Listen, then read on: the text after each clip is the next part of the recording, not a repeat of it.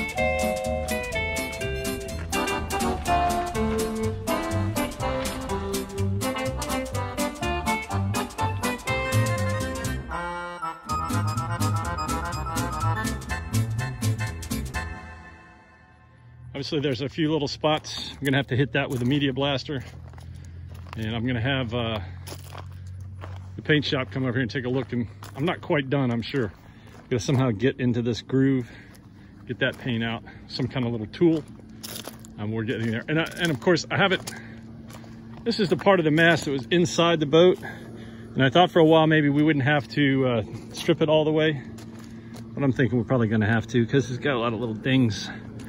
I'm gonna ask the painter. Yeah, if we have to strip it all the way, we have to strip it. We still have to strip this down here anyway, right here at the foot of the mast where there was some corrosion. So anyway, that's what it's all about. Getting the mast ready for paint.